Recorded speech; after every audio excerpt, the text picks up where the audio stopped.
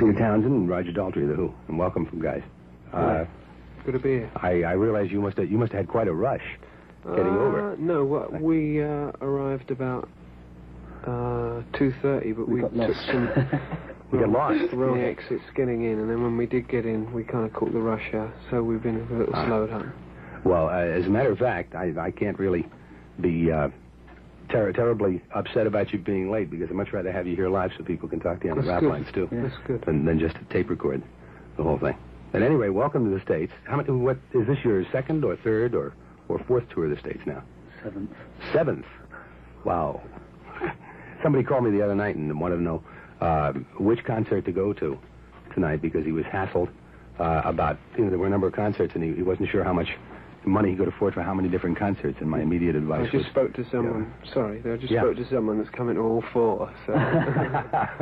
Well, the concerts that are going on this weekend are worth it. I told him, I suggested that he go to your concert, because we don't get to see you as often as we get to see a lot of the hometown acts and so forth. We play in New York practically every time we come in, and we try to appear in as good a venue we can in New York. I think the Fillmore's probably the best for us, because we can, I don't know, the problem is with places like the Fillmore is that they've got such a big reputation, is that you tend to get very nervous about them, and this affects your performance. I've heard this story from a lot of English acts. They get kind of overawed by the reputation of the club, and so their acts are impaired, you know. Sometimes I feel like I'd like to come over and play Madison Square Gardens and fill it up. You've been down places like the Scene for jams and stuff like that, haven't you? Right, well, some of our guys are into that. Mm-hmm. It's very nice to go and see Jimi Hendrix for nothing. Quick question. Everybody is excited right now, because it's today is the day that Tommy goes into the stores, I understand. Yeah. And until today, everybody's only been able to hear him on the air from the stations that had copies. Howard Smith, who writes for the Village Voice and who broadcasts on our station, had a letter that I believe you had written, Peter, explaining about some problems that you had with the topic of the rock opera. Yeah. And so forth. Would you explain it for us? Yeah, well, when Pinball Wizard came out, which was supposed to be like a trailer, really, to the album, it's the strongest track for a single. We kind of got a lot of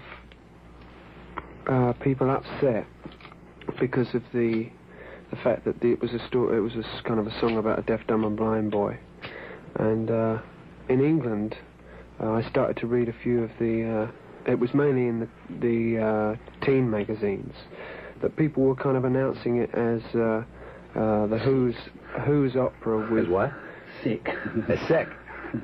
The Who's opera will soon be out, dealing with questionable material or something. So I quickly panicked and wrote letters to kind of everybody that I could think of, and tried to kind of stop.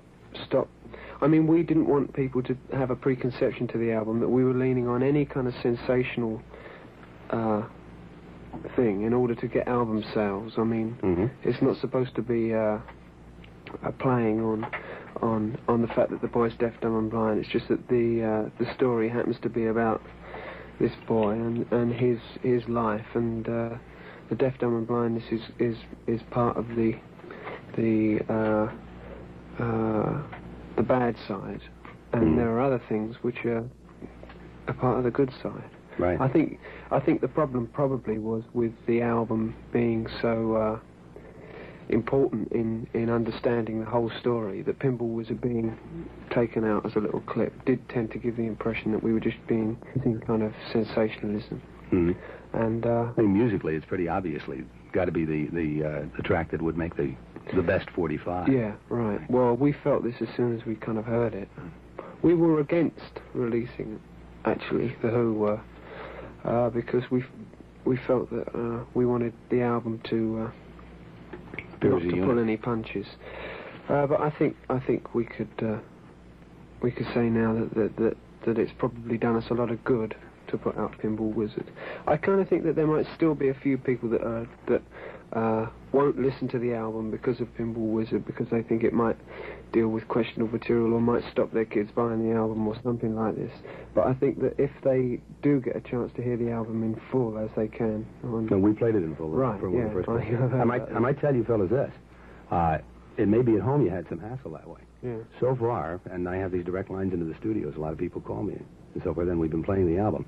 There hasn't one person been concerned in that area whatsoever. That's good. They take it exactly as you apparently intended it. Let's listen to the overture.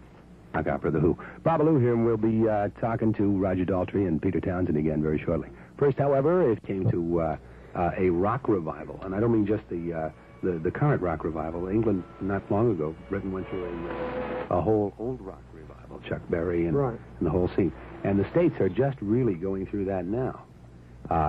But at the same time that's happening, there's a whole country thing, partly because of the number of groups that are going to Nashville to record, and partly because Bob Dylan is showing so much country influence in his music and so forth.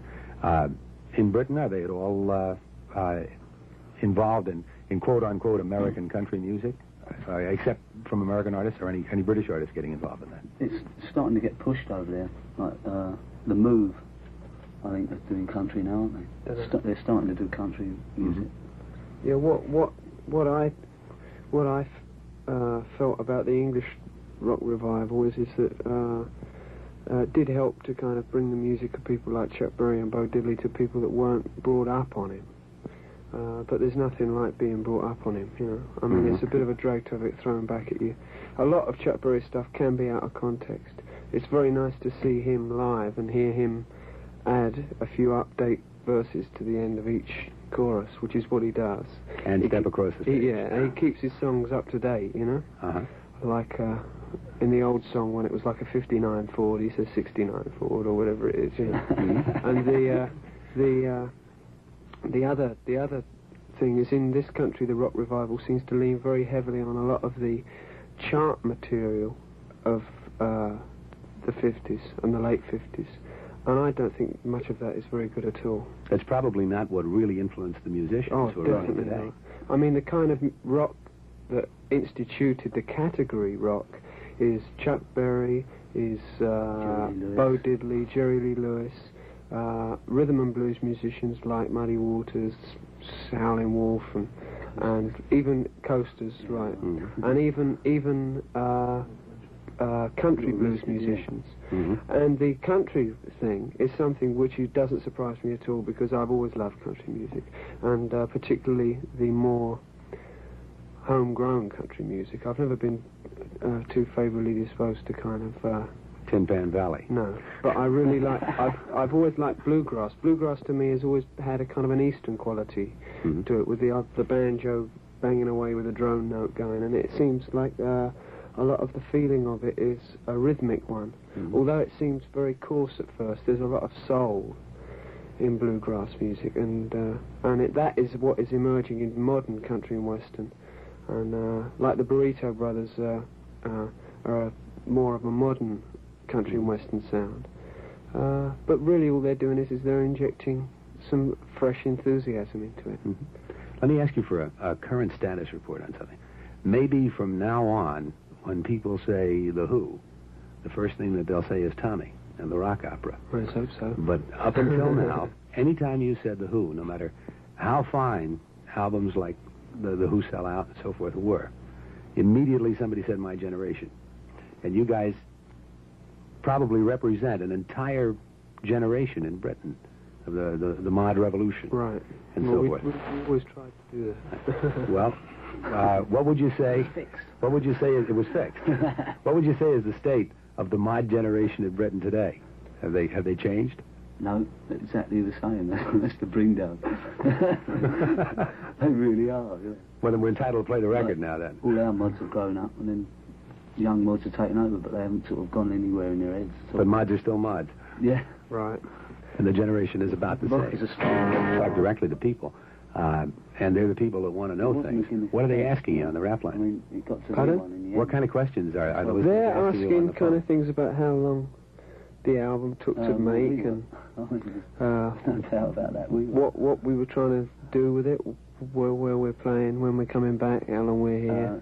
Well, we've got Who am I talking to? Series of questions. Who am I talking to? How long did it take you to make Tommy?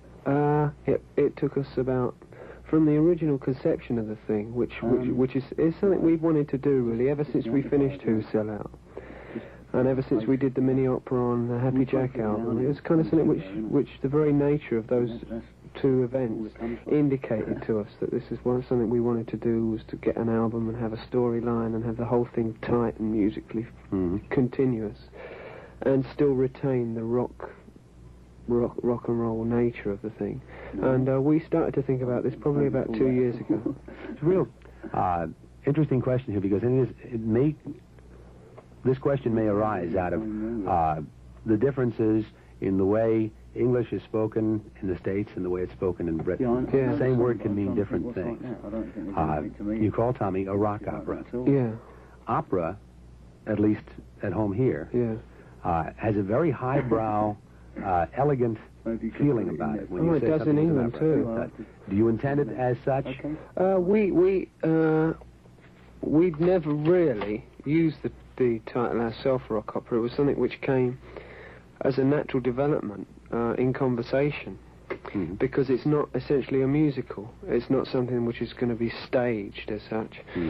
It's not as simple as a musical. It's not, in other words, the ingredients of the songs aren't there to put across a mood or a feeling of an age or a feeling of a society. They're meant to tell a direct story in a literary manner.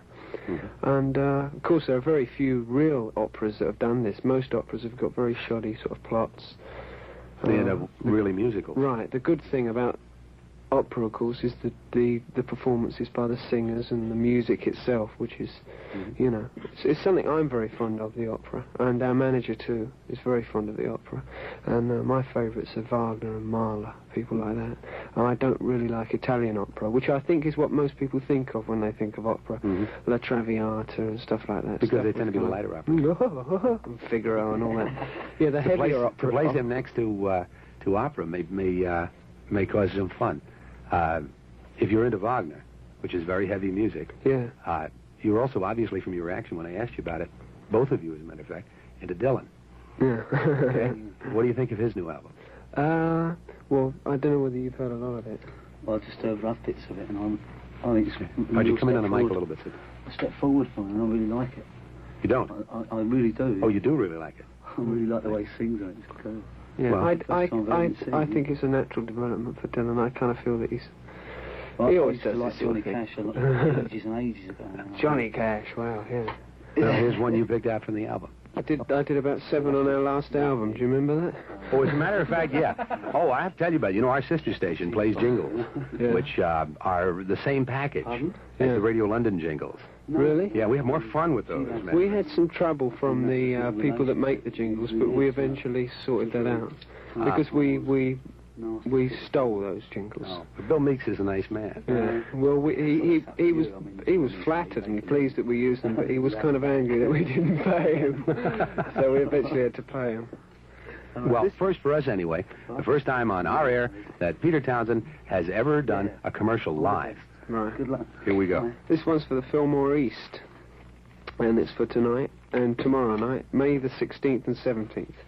We're going to be there. That's The Who, a band called Sweetwater. It's a Beautiful Day, and of course the Joshua Light Show, which has got to be one of the best, or the best.